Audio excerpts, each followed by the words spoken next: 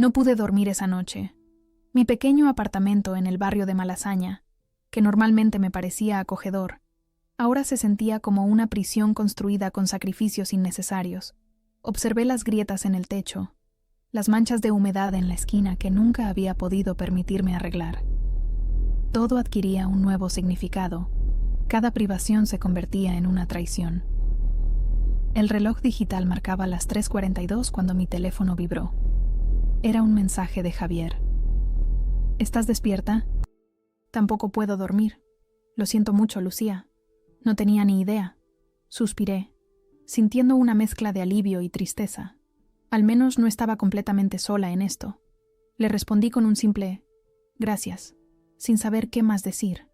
¿Cómo pones en palabras la sensación de que tu vida ha sido una mentira durante 5 años? A la mañana siguiente, llamé para avisar que no iría a la cafetería donde trabajaba los fines de semana. Maite, la dueña, no puso objeciones. «Te ves agotada últimamente, Lucía. Tómate el tiempo que necesites». Si ella supiera. El sol de Madrid brillaba con fuerza cuando salí a caminar sin rumbo fijo.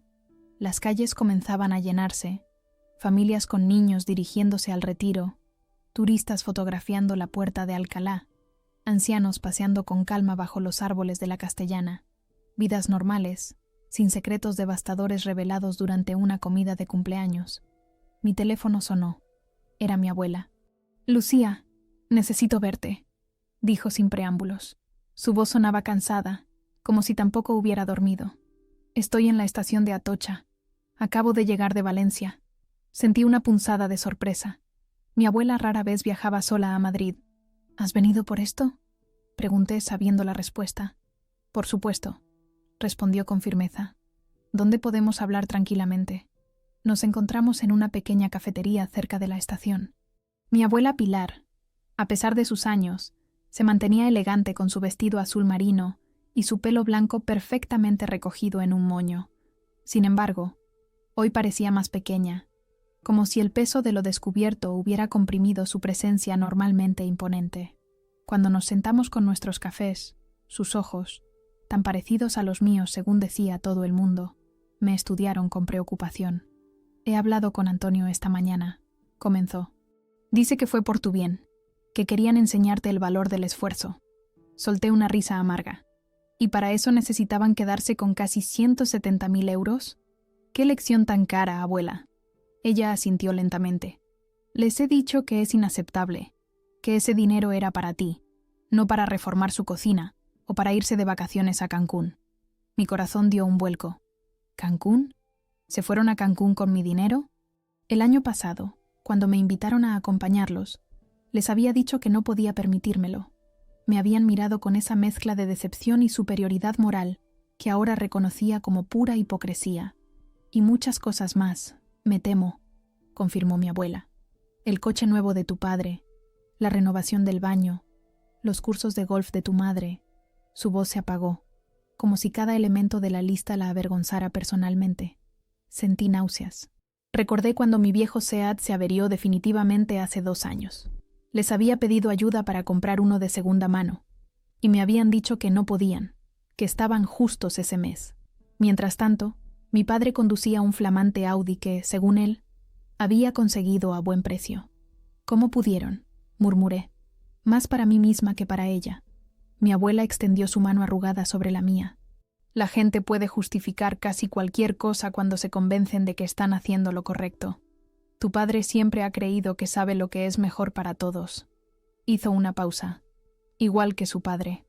Nunca había conocido a mi abuelo, el marido de Pilar.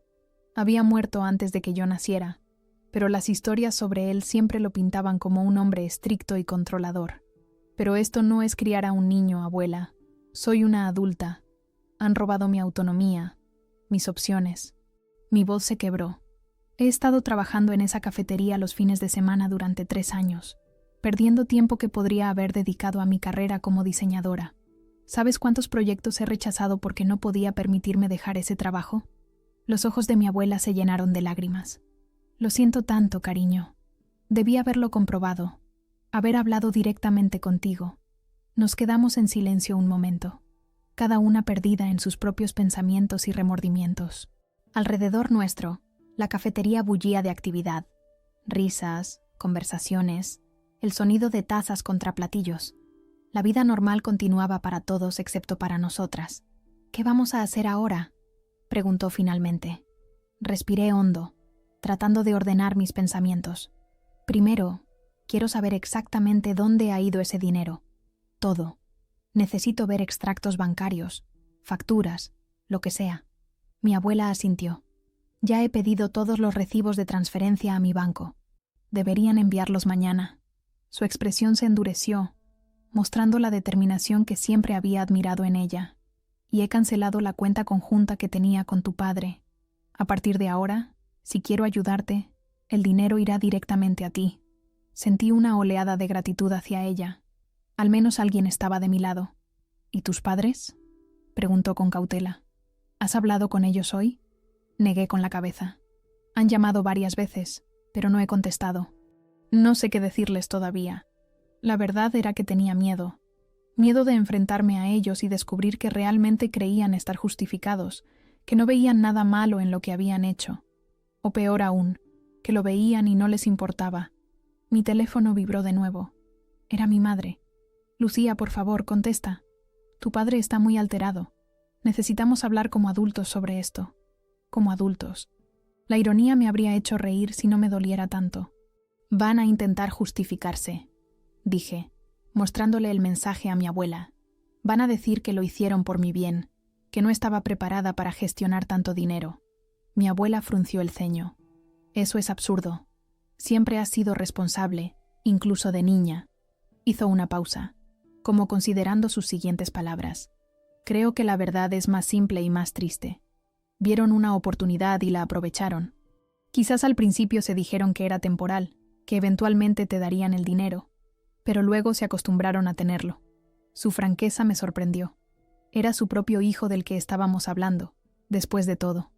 Abuela, ¿no te duele pensar así de papá?, pregunté suavemente. Ella me miró con una mezcla de tristeza y determinación. Claro que me duele, pero me duele más lo que te han hecho a ti. Y a mi edad, Lucía, ya no tengo tiempo para mentirme a mí misma sobre las personas que amo. Tomó un sorbo de su café, ahora frío. Amar a alguien no significa ser ciego ante sus fallos. Cuando salimos de la cafetería, el sol de la tarde caía sobre Madrid con una intensidad casi agresiva. Mi abuela insistió en acompañarme hasta mi apartamento. Al llegar, se detuvo en la entrada del edificio, observando la fachada desconchada, las persianas viejas, el portal sin portero automático. «Has estado viviendo así mientras ellos usaban tu dinero para sus lujos», murmuró, más para sí misma que para mí. Luego me miró con determinación. «Esto se va a arreglar, Lucía, te lo prometo». Mientras la veía alejarse hacia el taxi que la llevaría de vuelta a la estación, sentí una extraña mezcla de dolor y resolución.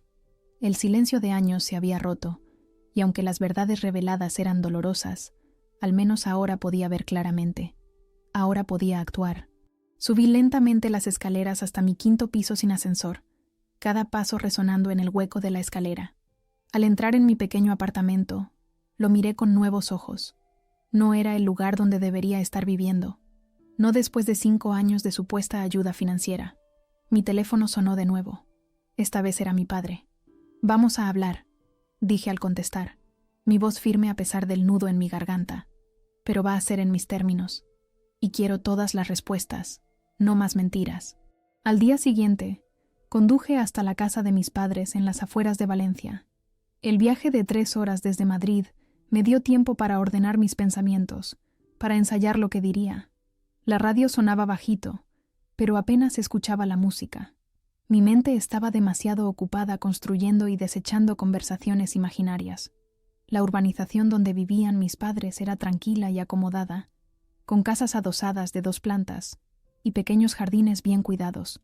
Aparqué mi viejo Seat frente a su casa, notando con amargura el contraste con el Audi reluciente de mi padre y el Mercedes compacto de mi madre. Ahora sabía cómo habían podido permitirse esos lujos. No anuncié mi llegada. Quería verles la cara cuando abrieran la puerta. Quería ese momento de sorpresa antes de que pudieran preparar sus defensas. Mi corazón latía con fuerza mientras pulsaba el timbre. Escuché pasos acercándose. Mi madre abrió la puerta lentamente. Carmen Vidal, siempre impecable con su pelo teñido de castaño para ocultar las canas, y su maquillaje discreto pero perfecto. Sus ojos se abrieron ligeramente al verme, pero no pareció totalmente sorprendida. «Lucía», dijo simplemente, haciéndose a un lado para dejarme entrar. El interior de la casa estaba fresco gracias al aire acondicionado, un lujo que yo no podía permitirme en mi apartamento.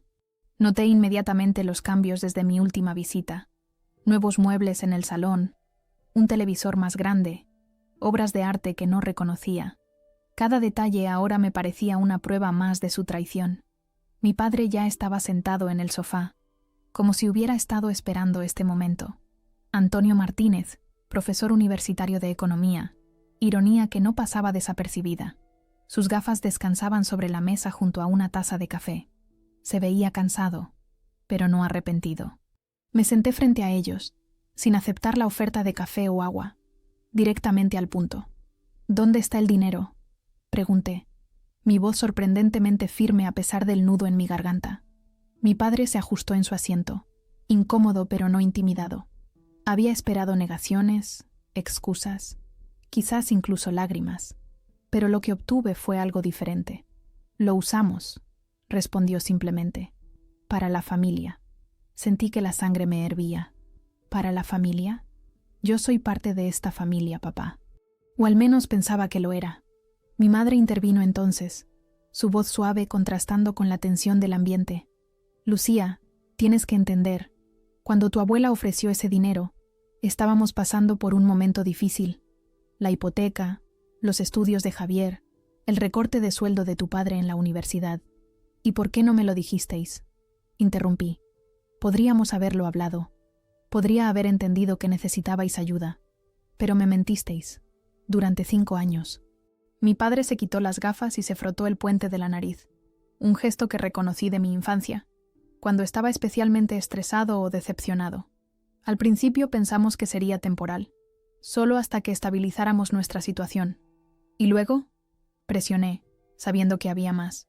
Hubo un silencio incómodo. Finalmente, mi madre habló. «Luego, supongo que nos acostumbramos. Vimos que te las arreglabas bien por tu cuenta. Estabas aprendiendo a ser independiente, a valorar el trabajo duro».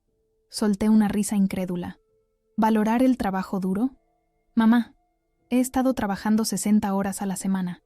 He rechazado oportunidades profesionales porque no podía permitirme el lujo de arriesgarme. He vivido con miedo constante a enfermarme porque no tengo un seguro médico decente». Mi padre se inclinó hacia adelante, su expresión ahora más seria. «Pero has sobrevivido, ¿no? Te has hecho fuerte. Si hubieras tenido ese dinero desde el principio, quizás habrías tomado el camino fácil, como tantos jóvenes de hoy». Su condescendencia me golpeó como una bofetada. «No tenías derecho a tomar esa decisión por mí. Tengo 29 años, no soy una niña. Y ese dinero era mío. Un regalo de la abuela para mí, no para vosotros». Mi madre se levantó de repente, dirigiéndose a la cocina. Podía escucharla abriendo y cerrando armarios, probablemente buscando una distracción. Mi padre y yo nos quedamos en un silencio tenso. «¿Sabes lo que es lo más doloroso?», pregunté finalmente. «No es solo el dinero. Es que me habéis visto luchar, sufrir, sacrificarme, y no dijisteis nada. Me visteis rechazar salidas con amigos porque no podía permitírmelo. Visteis mi apartamento con humedades, me escuchasteis preocuparme por cómo pagaría el alquiler y seguisteis guardando silencio.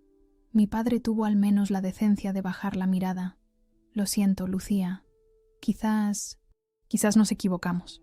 «¿Quizás?», repetí, incrédula. Mi madre regresó con una carpeta. La colocó sobre la mesa entre nosotros. «Aquí está todo», dijo, su voz temblorosa ahora. «Todos los recibos, extractos bancarios, todo lo que quieras saber sobre dónde fue el dinero». Miré la carpeta sin tocarla. De repente, no estaba segura de querer ver los detalles. ¿Realmente necesitaba saber exactamente en qué se habían gastado mi futuro? «¿Y Javier?», pregunté. «¿También le habéis estado enseñando el valor del trabajo duro? ¿O solo yo tuve ese privilegio?». Mis padres intercambiaron una mirada que me dijo todo lo que necesitaba saber. «Javier recibe una asignación mensual», admitió finalmente mi padre. para ayudarle con el alquiler mientras termina el máster. La injusticia me golpeó como una ola. No solo habían desviado el dinero destinado a mí, sino que habían tratado a mi hermano de manera completamente diferente. La traición era doble. ¿Por qué?, pregunté, mi voz apenas un susurro. ¿Por qué él sí y yo no? Mi madre se sentó de nuevo, sus manos inquietas en su regazo. Javier es diferente. Siempre ha necesitado más apoyo, más estructura. Tú siempre fuiste más independiente, más fuerte. Así que me castigasteis por ser fuerte, concluí, sintiendo cómo las piezas encajaban, y premiaste a Javier por ser dependiente. No es tan simple, Lucía, protestó mi padre. En realidad, creo que es exactamente así de simple, respondí, poniéndome de pie. Me sentía agotada de repente, como si esta conversación hubiera drenado toda mi energía. Voy a necesitar tiempo. No sé si alguna vez podré perdonaros por esto. Mi madre se levantó también, lágrimas formándose en sus ojos. Somos tu familia, Lucía. Por favor, no nos alejes de tu vida por un error. La miré. Realmente la miré, tratando de reconciliar a esta mujer con la madre que creía conocer. Un error es olvidar recogerme de la escuela o confundir la fecha de mi cumpleaños. Esto fue una decisión consciente, repetida mes tras mes durante 5 años. Tomé la carpeta de la mesa. La abriría más tarde, cuando estuviera preparada para enfrentar los detalles de su traición. Por ahora, solo quería irme. En la puerta, mi padre intentó un último acercamiento. ¿Qué le dirás a la abuela? Me volví hacia él, sorprendida por la pregunta. ¿Te preocupa lo que piense la abuela de ti? ¿Es eso lo que realmente te importa ahora? No esperé su respuesta. Salí al calor de la tarde valenciana, sintiendo como si hubiera envejecido años en las pocas horas que había pasado en esa casa. Durante el viaje de regreso a Madrid, lloré.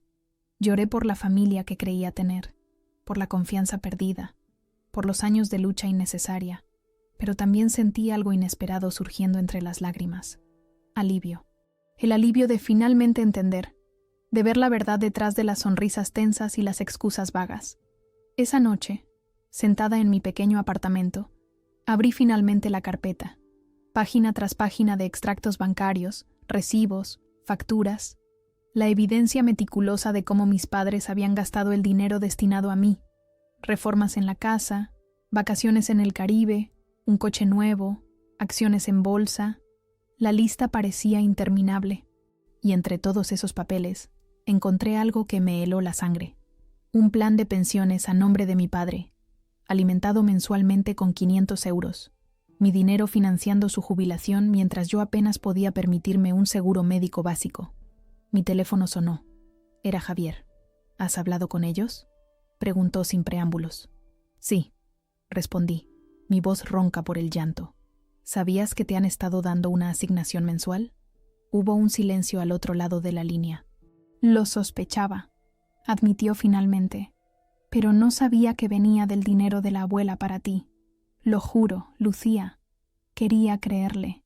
Necesitaba creer que al menos mi hermano no formaba parte de esta traición. ¿Qué vas a hacer ahora?, preguntó Javier. Miré por la ventana de mi apartamento, hacia las luces de Madrid que comenzaban a encenderse en el anochecer. Por primera vez en días, sentí un atisbo de claridad. Voy a reconstruir mi vida, respondí, con mis términos, esta vez. Durante la semana siguiente, me sumergí en una investigación que nunca pensé que tendría que hacer. Extendí todos los documentos que mis padres me habían entregado sobre la mesa de mi pequeño comedor, creando una especie de mapa del engaño que había durado 5 años. Pero los papeles estaban incompletos, con vacíos sospechosos en la cronología. Necesitaba más. Mi amiga Elena, contable en una firma de Madrid, se ofreció a ayudarme a entender todo el entramado financiero. Vino a mi apartamento un jueves por la noche después de su trabajo, trayendo consigo una botella de Rioja y la determinación de una mujer acostumbrada a descifrar números sospechosos. Esto es un desastre organizado, comentó mientras revisaba los extractos bancarios esparcidos por la mesa. Han sido meticulosos, eso hay que reconocérselo. Elena y yo nos conocíamos desde la universidad. Habíamos compartido piso durante 3 años antes de que ella consiguiera un trabajo bien remunerado y se mudara a un apartamento en Chamberí. Muchas veces me había ofrecido ayuda económica, notando mis dificultades, pero mi orgullo siempre me había hecho rechazarla. Qué irónico resultaba todo ahora. ¿Ves esto?, señaló Elena un patrón en los movimientos. El dinero entraba de la cuenta de tu abuela a una cuenta conjunta a nombre de tus padres, y luego se dividía en varias transferencias más pequeñas. Clásica técnica de dispersión. Como si estuvieran blanqueando dinero, murmuré, sintiendo náuseas. Elena asintió gravemente. En esencia, es lo que han hecho.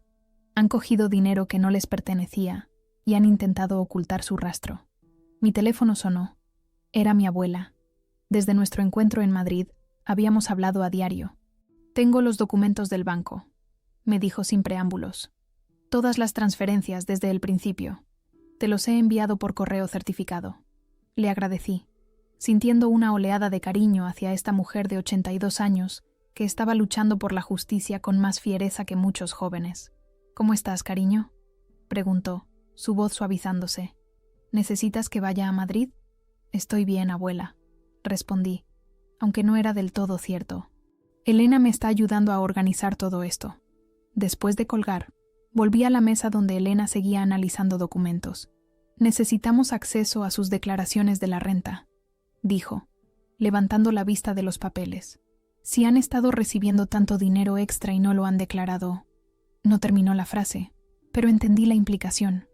Mis padres podrían estar en problemas no solo conmigo, sino también con Hacienda. La idea me producía sentimientos encontrados. Por un lado, una parte vengativa de mí quería que sufrieran consecuencias reales por sus acciones. Por otro, seguían siendo mis padres. Al día siguiente recibí el paquete de mi abuela. Era más grueso de lo que esperaba. Una carpeta llena de recibos bancarios, todos meticulosamente organizados por fecha. Mi abuela siempre había sido ordenada, una característica que yo había heredado para desesperación de mis compañeros de piso en la universidad. Entre los documentos encontré algo que me hizo contener la respiración. Una carta escrita a mano por mi abuela, fechada 5 años atrás. Era la carta original que había acompañado la primera transferencia, dirigida a mí.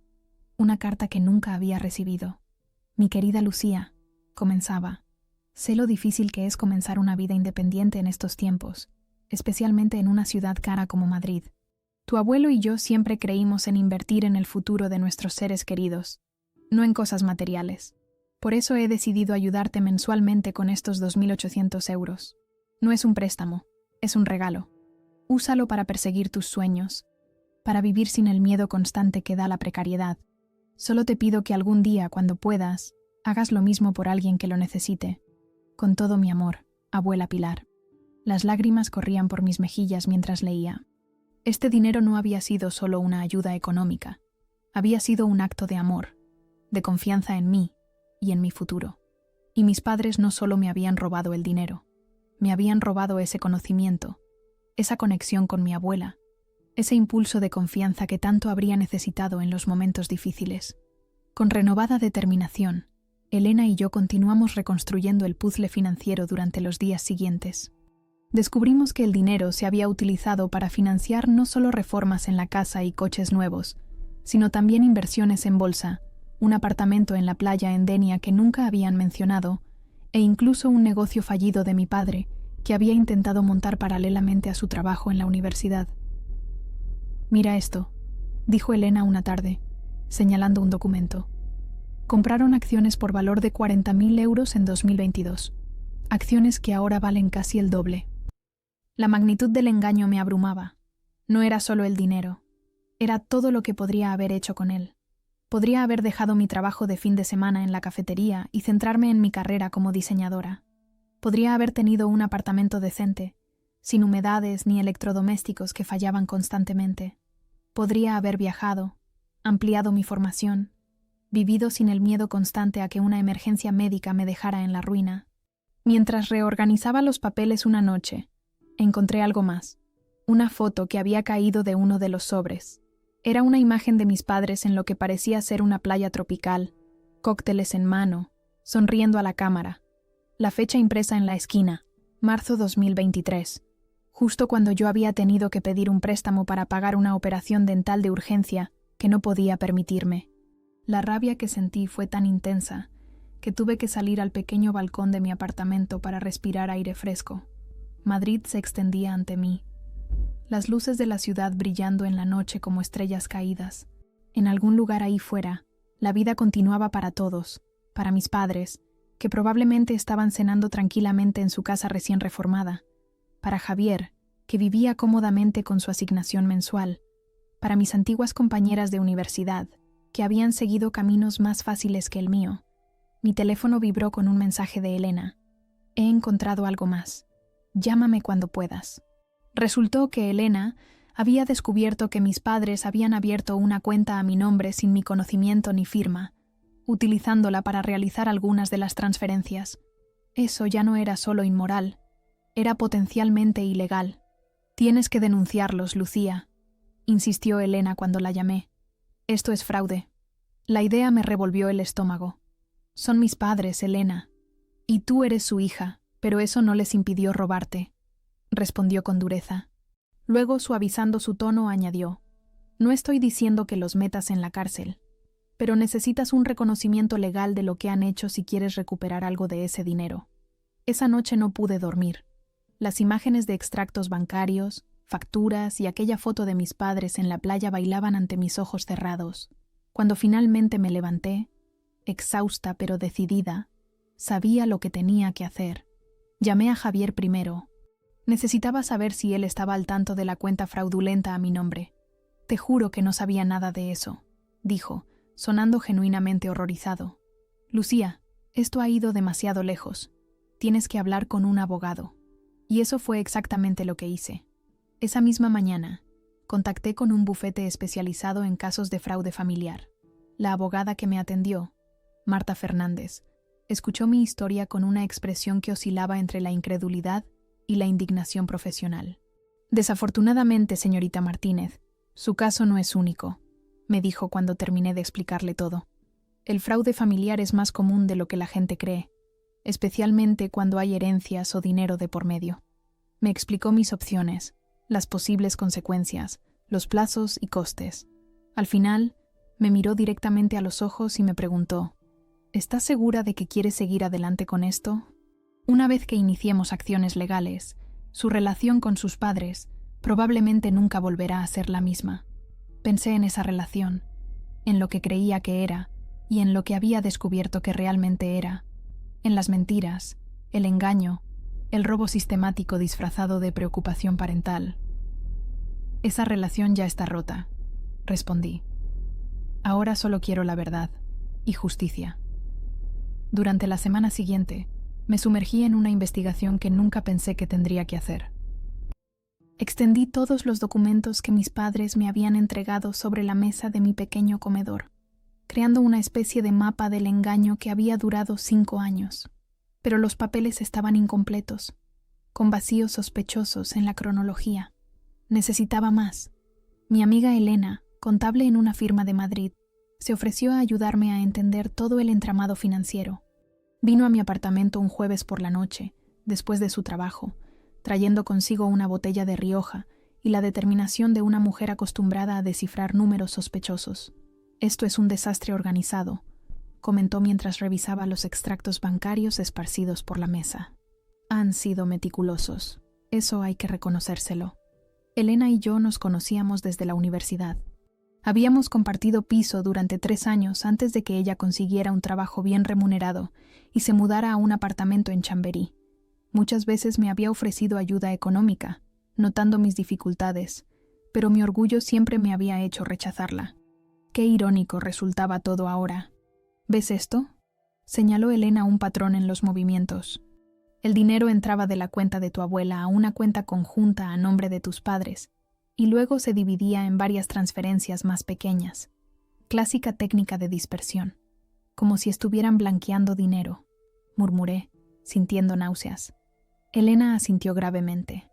En esencia, es lo que han hecho. Han cogido dinero que no les pertenecía y han intentado ocultar su rastro.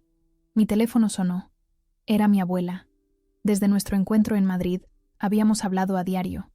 Tengo los documentos del banco, me dijo sin preámbulos. Todas las transferencias desde el principio. Te los he enviado por correo certificado. Le agradecí, sintiendo una oleada de cariño hacia esta mujer de 82 años que estaba luchando por la justicia con más fiereza que muchos jóvenes. ¿Cómo estás, cariño?, preguntó, su voz suavizándose. ¿Necesitas que vaya a Madrid? Estoy bien, abuela, respondí, aunque no era del todo cierto. Elena me está ayudando a organizar todo esto. Después de colgar, volví a la mesa donde Elena seguía analizando documentos. Necesitamos acceso a sus declaraciones de la renta, dijo, levantando la vista de los papeles. Si han estado recibiendo tanto dinero extra y no lo han declarado. No terminó la frase, pero entendí la implicación. Mis padres podrían estar en problemas no solo conmigo, sino también con Hacienda. La idea me producía sentimientos encontrados. Por un lado, una parte vengativa de mí quería que sufrieran consecuencias reales por sus acciones. Por otro, seguían siendo mis padres. Al día siguiente recibí el paquete de mi abuela. Era más grueso de lo que esperaba. Una carpeta llena de recibos bancarios, todos meticulosamente organizados por fecha. Mi abuela siempre había sido ordenada, una característica que yo había heredado para desesperación de mis compañeros de piso en la universidad. Entre los documentos encontré algo que me hizo contener la respiración. Una carta escrita a mano por mi abuela, fechada 5 años atrás. Era la carta original que había acompañado la primera transferencia, dirigida a mí. Una carta que nunca había recibido. Mi querida Lucía, comenzaba. Sé lo difícil que es comenzar una vida independiente en estos tiempos, especialmente en una ciudad cara como Madrid. Tu abuelo y yo siempre creímos en invertir en el futuro de nuestros seres queridos, no en cosas materiales. Por eso he decidido ayudarte mensualmente con estos 2.800 euros. No es un préstamo, es un regalo. Úsalo para perseguir tus sueños, para vivir sin el miedo constante que da la precariedad. Solo te pido que algún día, cuando puedas, hagas lo mismo por alguien que lo necesite. Con todo mi amor, abuela Pilar. Las lágrimas corrían por mis mejillas mientras leía. Este dinero no había sido solo una ayuda económica. Había sido un acto de amor, de confianza en mí y en mi futuro. Y mis padres no solo me habían robado el dinero, me habían robado ese conocimiento, esa conexión con mi abuela, ese impulso de confianza que tanto habría necesitado en los momentos difíciles. Con renovada determinación, Elena y yo continuamos reconstruyendo el puzzle financiero durante los días siguientes. Descubrimos que el dinero se había utilizado para financiar no solo reformas en la casa y coches nuevos, sino también inversiones en bolsa, un apartamento en la playa en Denia que nunca habían mencionado, e incluso un negocio fallido de mi padre, que había intentado montar paralelamente a su trabajo en la universidad. Mira esto, dijo Elena una tarde, señalando un documento. Compraron acciones por valor de 40.000 euros en 2022, acciones que ahora valen casi el doble. La magnitud del engaño me abrumaba. No era solo el dinero, era todo lo que podría haber hecho con él. Podría haber dejado mi trabajo de fin de semana en la cafetería y centrarme en mi carrera como diseñadora. Podría haber tenido un apartamento decente, sin humedades ni electrodomésticos que fallaban constantemente. Podría haber viajado, ampliado mi formación, vivido sin el miedo constante a que una emergencia médica me dejara en la ruina. Mientras reorganizaba los papeles una noche, encontré algo más. Una foto que había caído de uno de los sobres. Era una imagen de mis padres en lo que parecía ser una playa tropical, cócteles en mano, sonriendo a la cámara. La fecha impresa en la esquina, marzo 2023. Justo cuando yo había tenido que pedir un préstamo para pagar una operación dental de urgencia que no podía permitirme. La rabia que sentí fue tan intensa que tuve que salir al pequeño balcón de mi apartamento para respirar aire fresco. Madrid se extendía ante mí. Las luces de la ciudad brillando en la noche como estrellas caídas. En algún lugar ahí fuera, la vida continuaba para todos, para mis padres, que probablemente estaban cenando tranquilamente en su casa recién reformada, para Javier, que vivía cómodamente con su asignación mensual, para mis antiguas compañeras de universidad, que habían seguido caminos más fáciles que el mío. Mi teléfono vibró con un mensaje de Elena. He encontrado algo más. Llámame cuando puedas. Resultó que Elena había descubierto que mis padres habían abierto una cuenta a mi nombre sin mi conocimiento ni firma, utilizándola para realizar algunas de las transferencias. Eso ya no era solo inmoral, era potencialmente ilegal. Tienes que denunciarlos, Lucía, insistió Elena cuando la llamé. Esto es fraude. La idea me revolvió el estómago. Son mis padres, Elena. Y tú eres su hija, pero eso no les impidió robarte, respondió con dureza. Luego, suavizando su tono, añadió: no estoy diciendo que los metas en la cárcel, pero necesitas un reconocimiento legal de lo que han hecho si quieres recuperar algo de ese dinero. Esa noche no pude dormir. Las imágenes de extractos bancarios, facturas y aquella foto de mis padres en la playa bailaban ante mis ojos cerrados. Cuando finalmente me levanté, exhausta pero decidida, sabía lo que tenía que hacer. Llamé a Javier primero. Necesitaba saber si él estaba al tanto de la cuenta fraudulenta a mi nombre. Te juro que no sabía nada de eso, dijo, sonando genuinamente horrorizado. Lucía, esto ha ido demasiado lejos. Tienes que hablar con un abogado. Y eso fue exactamente lo que hice. Esa misma mañana, contacté con un bufete especializado en casos de fraude familiar. La abogada que me atendió, Marta Fernández, escuchó mi historia con una expresión que oscilaba entre la incredulidad y la indignación profesional. Desafortunadamente, señorita Martínez, su caso no es único, me dijo cuando terminé de explicarle todo. El fraude familiar es más común de lo que la gente cree, especialmente cuando hay herencias o dinero de por medio. Me explicó mis opciones, las posibles consecuencias, los plazos y costes. Al final, me miró directamente a los ojos y me preguntó: ¿estás segura de que quieres seguir adelante con esto? Una vez que iniciemos acciones legales, su relación con sus padres probablemente nunca volverá a ser la misma. Pensé en esa relación, en lo que creía que era y en lo que había descubierto que realmente era, en las mentiras, el engaño, el robo sistemático disfrazado de preocupación parental. Esa relación ya está rota, respondí. Ahora solo quiero la verdad y justicia. Los días siguientes pasaron en un borrón de llamadas, reuniones y decisiones difíciles. Seguí el consejo de Marta, mi abogada, y dejé de responder a las llamadas y mensajes de mis padres. Necesitaba espacio para pensar sin la presión de sus justificaciones, sin sus intentos de minimizar lo que habían hecho. El bufete envió una carta formal a mis padres, detallando las acusaciones y solicitando la devolución completa de los fondos. Era extraño ver las palabras apropiación indebida y posible fraude en un documento oficial relacionado con las personas que me habían criado, que me habían enseñado valores, que supuestamente me amaban incondicionalmente. Mi abuela me llamaba a diario. Su voz, normalmente fuerte y segura, sonaba ahora teñida de culpa y confusión. Me siento responsable, Lucía, me dijo una tarde. Debería haberlo comprobado. Debería haber hablado directamente contigo. No es tu culpa, abuela, le aseguré. Confiaste en tu hijo. Cualquiera habría hecho lo mismo, pero sus palabras se quedaron conmigo. Confianza. ¿Cómo podría volver a confiar en alguien después de esto? Si mis propios padres habían sido capaces de engañarme tan sistemáticamente durante años, ¿qué podía esperar de los demás? Una mañana, al revisar mi correo, encontré un email de mi jefa en la agencia de diseño donde trabajaba a tiempo parcial. Alguien había recomendado mi trabajo a una importante empresa de tecnología que buscaba rediseñar su identidad corporativa.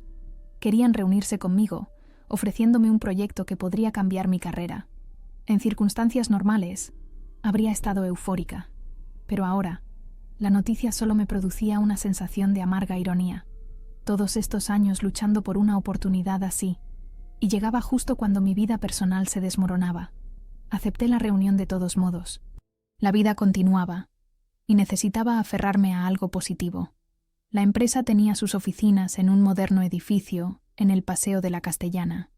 Mientras esperaba en el vestíbulo, me sentí fuera de lugar con mi ropa de segunda mano y mi portafolio ligeramente gastado. Pero la reunión fue sorprendentemente bien.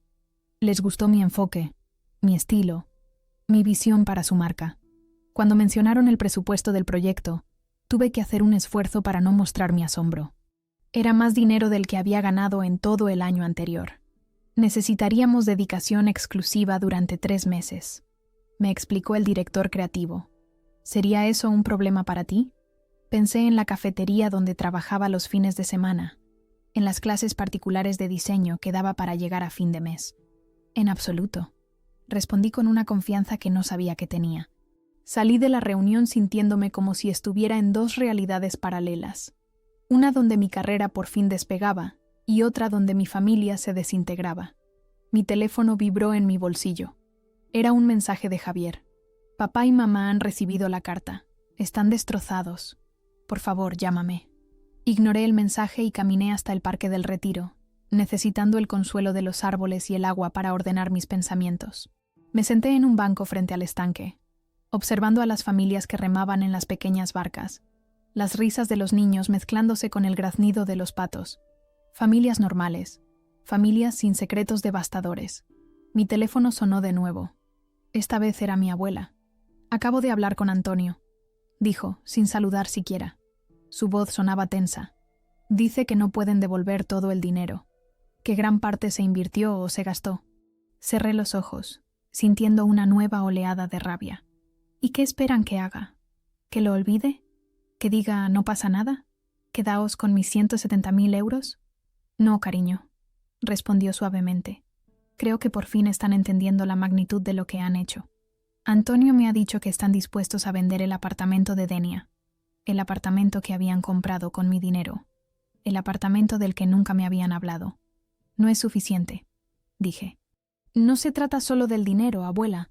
Se trata de la mentira, del engaño, de la manipulación, de los años que he perdido luchando innecesariamente. Hubo un silencio al otro lado de la línea. Finalmente, mi abuela habló con una determinación que me recordó por qué siempre había sido mi modelo a seguir. Tienes razón, y no te preocupes por el dinero. Si ellos no pueden devolverlo, lo haré yo. No, abuela, no es tu responsabilidad, protesté. Sí lo es, insistió. Yo confié en ellos con ese dinero, y ahora quiero asegurarme de que tú tengas lo que te corresponde, lo que siempre debió ser tuyo. Después de colgar, permanecí sentada en el banco durante horas, viendo cómo el sol comenzaba a ponerse sobre Madrid, tiñendo el cielo de tonos anaranjados y rosados. Pensé en los giros que había dado mi vida en tan poco tiempo, de la lucha constante a la traición descubierta, de la rabia a la posibilidad de un nuevo comienzo. El proyecto que acababa de aceptar, el dinero que mi abuela insistía en darme, por primera vez en años, tenía opciones reales. Podía dejar la cafetería, concentrarme en mi carrera, incluso mudarme a un apartamento mejor. Pero todo venía con el precio de saber que mi familia nunca volvería a ser la misma. Esa noche tomé una decisión. Necesitaba alejarme, no solo emocionalmente, sino también físicamente. El proyecto duraría 3 meses. Después, quizás sería el momento de un cambio más permanente. Barcelona siempre me había atraído, con su mezcla de tradición y modernidad, su escena artística vibrante, su proximidad al mar. Le envié un mensaje a Elena, preguntándole si podía ayudarme a buscar un apartamento temporal en Madrid, algo mejor que mi actual cuchitril, hasta que decidiera mi próximo paso. Luego, abrí mi ordenador y comencé a buscar pisos en Barcelona, permitiéndome soñar con un nuevo comienzo. Mi teléfono sonó de nuevo. Esta vez era un número que no reconocí. Dudé, pero finalmente contesté. ¿Lucía Martínez?, preguntó una voz formal. Soy Carlos Mendoza, abogado de sus padres. Mi corazón se aceleró. Sí, soy yo. Mis clientes me han pedido que le comunique que están dispuestos a llegar a un acuerdo extrajudicial, continuó. Reconocen la inapropiada gestión de los fondos enviados por su abuela y desean resolver este asunto sin necesidad de acciones legales adicionales. Respiré hondo, tratando de mantener la calma. ¿Y qué proponen exactamente?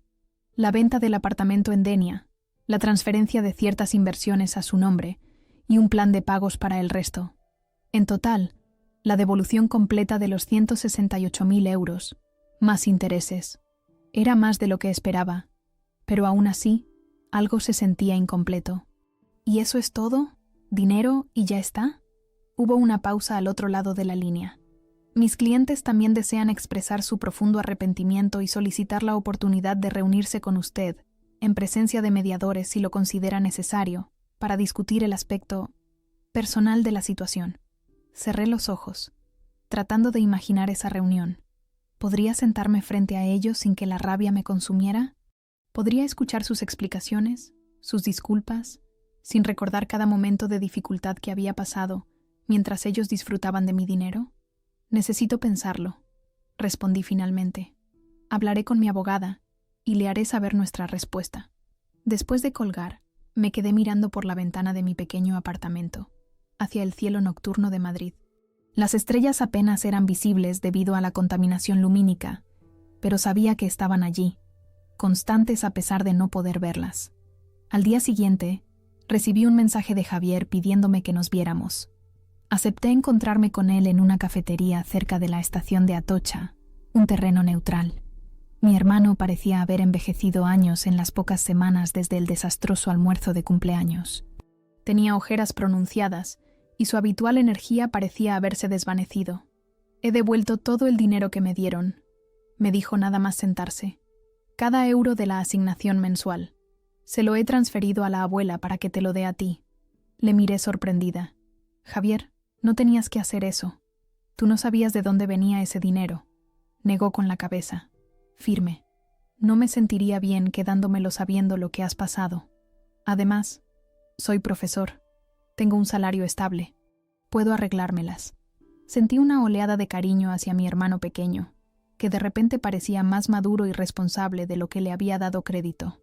¿Has hablado con ellos?, pregunté, sabiendo que no necesitaba especificar a quiénes me refería. Javier asintió lentamente. Están... no sé cómo describirlo. Asustados, arrepentidos, avergonzados. Papá no para de decir que lo ha arruinado todo, que ha traicionado los valores que siempre intentó enseñarnos. Es un poco tarde para esas reflexiones, comenté, sintiendo cómo la amargura volvía a surgir. Lo sé, concordó Javier, y no estoy justificándolos. Lo que hicieron es inexcusable. Hizo una pausa, como si estuviera buscando las palabras correctas. Pero también son nuestros padres, Lucía, y están sufriendo. Le miré, tratando de reconciliar el amor que aún sentía por ellos con la traición que habían cometido. Necesito tiempo, Javi. No puedo simplemente perdonar y olvidar. Nadie te pide eso, respondió suavemente. Solo no cierres la puerta completamente, ¿vale?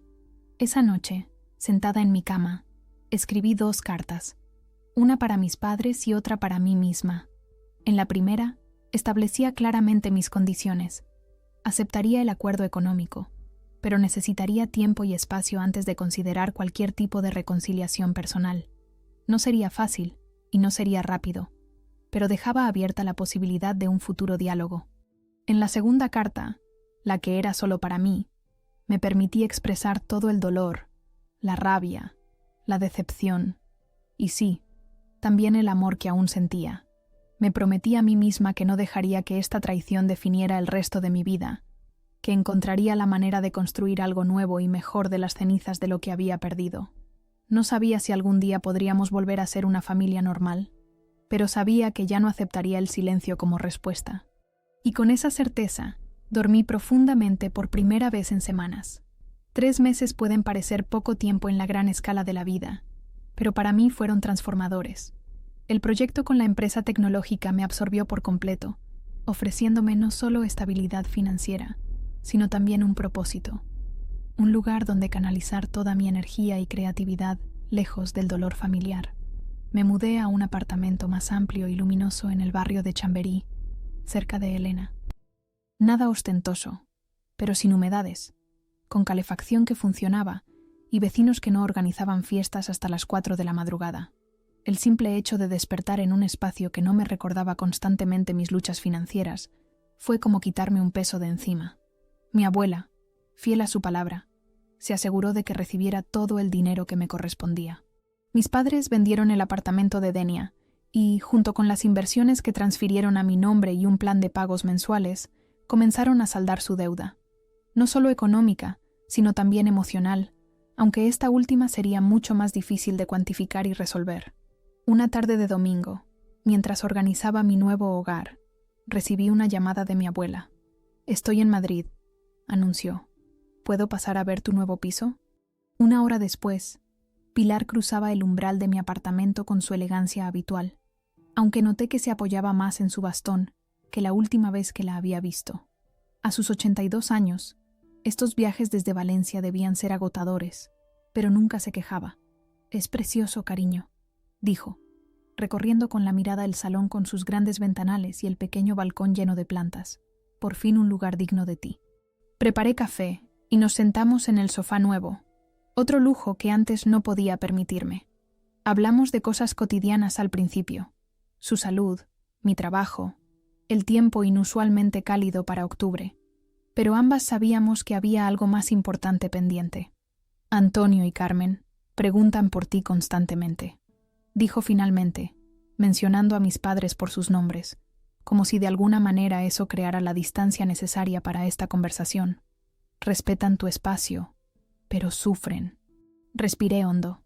«Lo sé, abuela, y no me alegro de su sufrimiento, pero sigo sin estar lista». Ella asintió, comprensiva. «El tiempo no siempre lo cura todo, Lucía, pero ayuda a ver las cosas con más claridad». Hizo una pausa, como si estuviera considerando cuidadosamente sus siguientes palabras. «A veces, para sanar, tenemos que entender. No para perdonar necesariamente, sino para avanzar». «¿Qué quieres decir?», pregunté, aunque creo que ya lo sabía. «Habla con ellos», dijo simplemente. «No hoy, ni mañana, cuando estés lista. Pero no dejes que el silencio se convierta en tu respuesta permanente, como ellos hicieron contigo». Sus palabras me acompañaron durante días, entre reuniones con clientes y sesiones de diseño, entre cenas con amigos y noches tranquilas en mi nuevo hogar. La idea de enfrentarme finalmente a mis padres comenzó a tomar forma, no como una obligación, sino como un paso necesario en mi propio proceso de sanación. Mientras tanto, mi vida profesional florecía. El proyecto fue un éxito rotundo, y pronto llegaron más ofertas. Por primera vez, podía permitirme el lujo de elegir en qué trabajar y con quién. Ya no tenía que aceptar cualquier migaja que cayera de la mesa. Y con esa libertad económica vino una confianza que nunca antes había experimentado. Una mañana, recibí un email que casi pasé por alto entre el aluvión de mensajes profesionales. Era de mi antiguo profesor de la Facultad de Diseño, Martín Salcedo, quien ahora dirigía un prestigioso máster en Barcelona. «Estamos buscando profesores asociados para el próximo semestre», escribía. «Tu nombre ha surgido varias veces en nuestras conversaciones. ¿Estarías interesada en una entrevista?» Barcelona, la ciudad que había estado en mis pensamientos desde hacía semanas. ¿Era esto una señal? Comenté la posibilidad con Elena durante una de nuestras cenas semanales. «¿Barcelona?», repitió, con una mezcla de sorpresa y tristeza. «Te echaré de menos, pero sería perfecto para ti, Lucía. Un nuevo comienzo, lejos de todos los recuerdos. No he dicho que vaya a aceptarlo», protesté débilmente.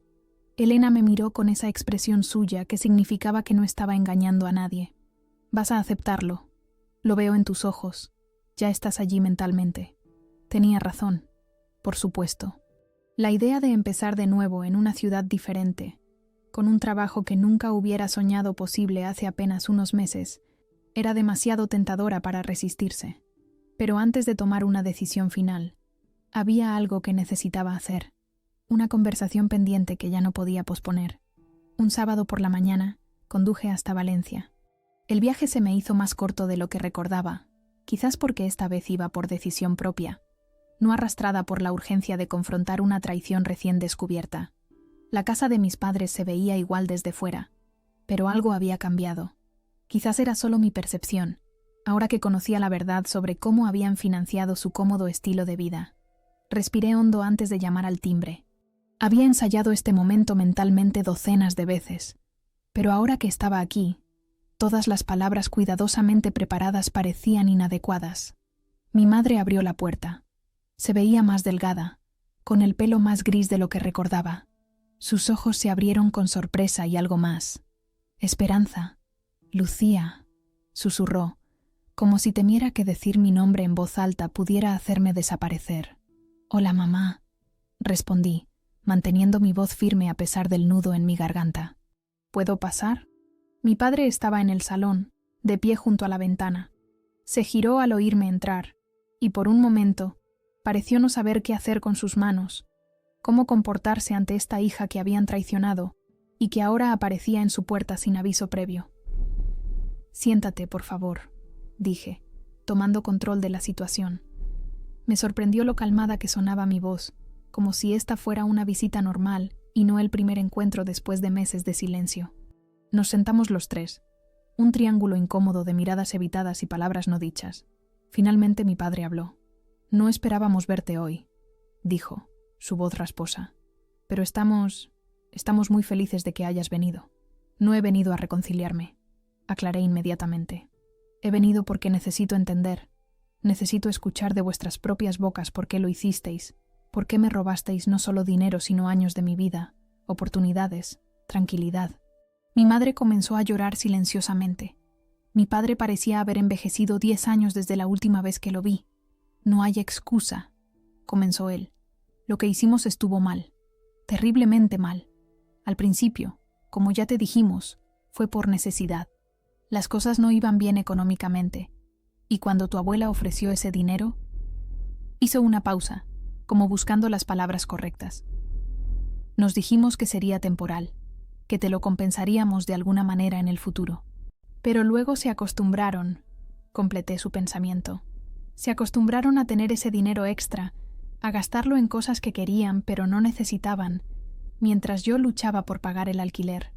Ambos asintieron, incapaces de negarlo. «Lo peor», continuó mi madre, su voz entrecortada por el llanto, «es que realmente nos convencimos de que era por tu bien, que estábamos enseñándote a ser independiente, fuerte». Se interrumpió, aparentemente consciente de lo absurdo que sonaba ahora. «Fuimos arrogantes y egoístas», añadió mi padre. «Creímos que sabíamos lo que era mejor para ti, mejor incluso que tú misma, y en el proceso te fallamos de la peor manera posible». Les miré a ambos, buscando en sus rostros algo que me ayudara a entender, a procesar lo que habían hecho. Vi arrepentimiento, vergüenza, pero también algo más difícil de definir. Quizás el reconocimiento de que algunas cosas, una vez rotas, nunca vuelven a ser iguales. «No sé si algún día podré perdonaros completamente», dije finalmente, «pero he venido a deciros que me voy a Barcelona. Me han ofrecido un puesto como profesora asociada en un máster de diseño». Mi madre ahogó una exclamación. «¿Te vas?» «Necesito un nuevo comienzo», expliqué. «Lejos de todo esto, de los recuerdos, de la sensación constante de traición que siento cada vez que pienso en vosotros». Mi padre asintió lentamente, como si hubiera estado esperando algo así. «Lo entendemos», dijo, aunque el dolor en su voz era evidente. «Es lo mejor para ti ahora». Hubo un silencio, pesado pero no tan incómodo como antes. Finalmente me levanté. «No he venido a decir adiós», aclaré. «Solo hasta luego. Necesito tiempo y distancia, pero no quiero que el silencio sea nuestra única forma de comunicación de ahora en adelante». Ambos se levantaron también. Hubo un momento de duda, de no saber si un abrazo sería apropiado o bienvenido. Opté por un término medio, extendiendo mi mano hacia ellos. «Os llamaré cuando esté instalada», prometí, sorprendiéndome a mí misma con esas palabras que no había planeado decir. Barcelona resultó ser exactamente lo que necesitaba. Un apartamento pequeño pero luminoso en el barrio de Gracia, con vistas a calles estrechas llenas de vida. Clases 2 veces por semana en la universidad, compartiendo mi experiencia con estudiantes hambrientos de conocimiento y oportunidades. Y el resto del tiempo, proyectos freelance que ahora podía seleccionar basándome en mi interés, y no solo en la necesidad económica. Javier venía a visitarme regularmente. Nuestra relación, lejos de deteriorarse por lo ocurrido, se había fortalecido. Él entendía mi dolor sin juzgarlo, mi necesidad de distancia sin tomárselo como algo personal. «Mamá y papá preguntan por ti», me dijo durante una de sus visitas, mientras paseábamos por el Parque Güell. «No presionan, pero quieren saber cómo estás». «Estoy bien», respondí honestamente. «Mejor de lo que he estado en mucho tiempo». Mi abuela también vino a verme, a pesar de que el viaje era aún más largo desde Valencia. Cuando le mostré mi apartamento, mi oficina en la universidad, los cafés donde trabajaba en mis proyectos, vi en sus ojos un orgullo que me llenó de una alegría que creía olvidada. «Esto es lo que siempre quise para ti», me dijo una tarde, mientras compartíamos una paella frente al mar. «No solo el dinero, sino la libertad de elegir tu propio camino, de construir la vida que deseas». Poco a poco, fui reconstruyendo no solo mi vida externa, sino también mi paz interior. La terapia ayudó, las nuevas amistades también, y el simple paso del tiempo fue suavizando los bordes afilados del dolor. Un día, casi un año después de mi mudanza a Barcelona, recibí una carta. No un email, ni un mensaje, sino una carta real, con sello y todo. Era de mis padres, escrita a mano, con la letra cuidadosa de mi madre. No pedían perdón, eso ya lo habían hecho muchas veces, ni trataban de justificarse nuevamente. En cambio, me contaban cosas cotidianas, cómo el jardín había florecido ese año, los nuevos vecinos que se habían mudado a la casa de al lado, el gato callejero que había adoptado mi padre, a pesar de sus anteriores protestas contra las mascotas. Al final de la carta, una simple frase: te extrañamos, pero respetamos tu espacio y tus decisiones. Estamos aquí cuando, y si decides, que podemos formar parte de tu vida nuevamente. Me senté en mi balcón, con la carta en la mano, observando la vida bulliciosa de Barcelona desplegarse a mis pies. Pensé en todo lo que había pasado, en lo mucho que había cambiado en tan poco tiempo. El dolor seguía ahí, por supuesto, como una cicatriz que nunca desaparecería completamente. Pero ya no dominaba cada pensamiento, cada decisión. No sabía si algún día podría perdonarlos completamente o si nuestra relación volvería a ser lo que una vez fue. Probablemente no. Algunas rupturas son demasiado profundas para sanar completamente. Pero mientras el sol se ponía sobre Barcelona, me di cuenta de que había conseguido algo igualmente valioso. Había reconstruido mi vida en mis propios términos. Había encontrado fuerza no en pretender que todo estaba bien, sino en finalmente ver las cosas como eran y elegir reconstruir de todos modos. Al final, no fue solo dinero lo que había recuperado. Me había recuperado a mí misma.